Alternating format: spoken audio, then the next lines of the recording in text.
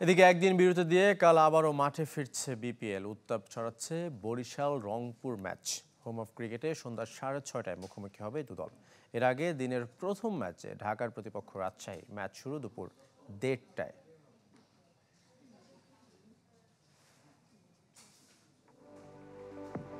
আর কাবেল বাংলাদেশের একমাত্র ইউএল এবং ভিডি সার্টিফাইড কেবল যা এ গ্রেড এলএমই রেজিস্ট্রেশন। শেষ বিপিএলে সাকিব তামিমের মুখোমুখি অবস্থান হাই ভোল্টেজ ম্যাচের তকমা দিয়েছিল। সাকিব ছিলেন রংপুরে আর তামিম চ্যাম্পিয়ন বরিশালের অধিনায়ক। নাম্বার 75 না থাকলেও চলতি আসরেও বিগ ম্যাচ এই দুই দলের। শক্তি সামর্থ্য পারফরমেন্সের বিচারে অন্তত তাই। বরিশালে এক ঝাঁক তারকা, রাইডার্সের শক্তি তারুণ্য। বছরের প্রথম সকালে হোম অফ ক্রিকেটে হাজির মুশফিক মাহমুদুল্লাহরা। শীতের সকালে অনুশীলন দিয়ে গা গরম করেছে। প্রথম ম্যাচে 198 রানের লক্ষ্য ছুঁয়েছে 11 বল হাতে রেখে।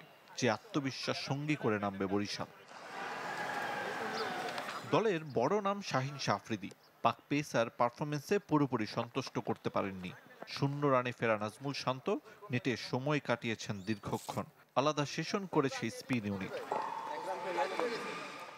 অন্যদিকে টানা 2 জয়ে আসর শুরু করা রংপুর ছিল বিশ্রামে। গলফ খেলে সময় কাটিয়েছেন দুই বিদেশি অ্যালেক্স হেলস ও কার্টিস ক্যাম্পার। ইনফর্ম শেখ মেহেদী ছুটে গেছেন মাস্কো ক্রিকেট একাডেমিতে। জয় নিয়ে স্বস্তিতে থাকা দু দলের জন্য দুশ্চিন্তার কারণ কুয়াশা। সন্ধ্যার ম্যাচ বলে আরও বেশি, তাই তো ভাঙতে পারে উইনিং কম্বিনেশন। টস জিতলে অধিনায়কের পছন্দ হবে ফিল্ডিং। শেষ বিপিএলে বরিশালের কাছে হেরে কোয়ালিফায়ার থেকে বিদায় নিয়েছিল রংপুর। রাইডার্সের জন্য হিসাবটা দেনা পাওনা মেটানো। দুপুরে সাকিব খানের ঢাকার মুখোমুখি দুর্বার রাজশাহী, যারা খোঁজ করছে টুর্নামেন্টের প্রথম জয়। ব্যাটসম্যানরাও চাচ্ছে যেটা ছোট ডাকার যত বড় করা যায়, আর আমরা বোলাররাও চাচ্ছি যত অ্যাকুরেসি টাইপ বল করা যায়। দুই টিমই সেম, তো ইনশাল্লাহ আমরা আশাবাদী, কারণ আমাদের বোলিং অ্যাটাকটা ভালো। টি-20-তে বোলিংটা ইম্পর্টেন্ট।